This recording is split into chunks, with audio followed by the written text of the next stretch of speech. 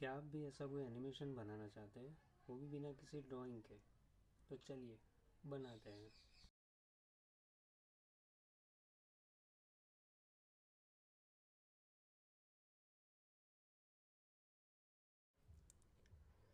तो सबसे पहले हम क्रोम ओपन कर लेंगे। क्रोम ओपन करने के बाद हम सर्च करेंगे बर्ड फ्लाई सीक्वेंस।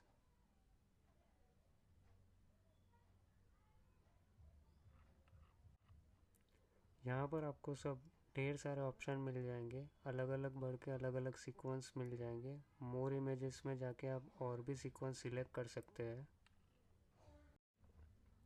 पर हम यहाँ पे ये जो पहला वाला ऑप्शन है वो सिलेक्ट कर लेंगे। सिलेक्ट करने के बाद इसको हम डाउनलोड कर लेते हैं।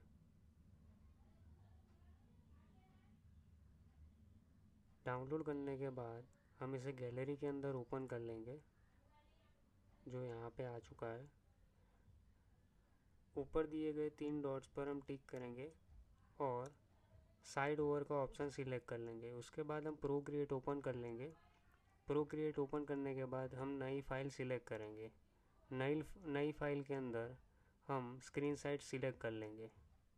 स्क्रीन साइज सिलेक्ट करने के बाद हम कुछ सेटिंग कर लेंगे, जिसके गैलरी के साइड में दिए गए ऑप्शन में जाकर हम कैनवास में जाकर एनिमेशन आसिस को टिक कर देंगे, जिसकी वजह से हम फ्रेम बाय फ्रेम एनिमेशन कर पाएंगे।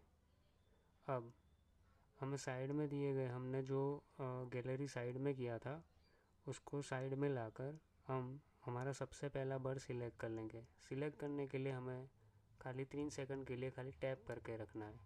टैप करने के बाद हम इसे कॉपी कर लेंगे। कॉपी करने के बाद हम सेटिंग में जाकर ऐड में जाकर नीचे जाकर पेस्ट कर देंगे। पेस्ट करने के बाद हम इसे सिलेक्ट करके हमारे साइज़ के मुताबिक इसे छोटा बड़ा कर सकते हैं।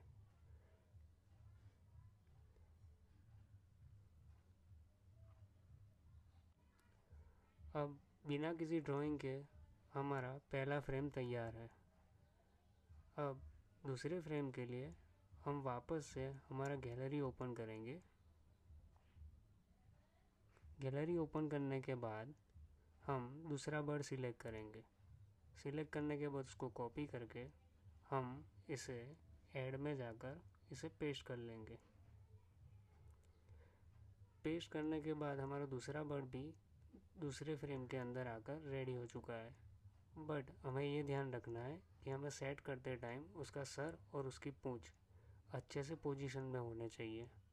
पहला फ्रेम और दूसरा फ्रेम दोनों अब रेडी हो चुके हैं। अब उसी तरह हम बाकी के भी बर्ड को फ्रेम में ऐड कर लेंगे। तो ये लास्ट वाला बर्ड मैं उसे एडजस्ट करके अब सेट कर रहा हूँ। अब इसे अच्छे से एडजस्ट कर लेंगे। अब हमारा एनिमेशन रेडी है। इसे हम प्ले करके देख लेते हैं।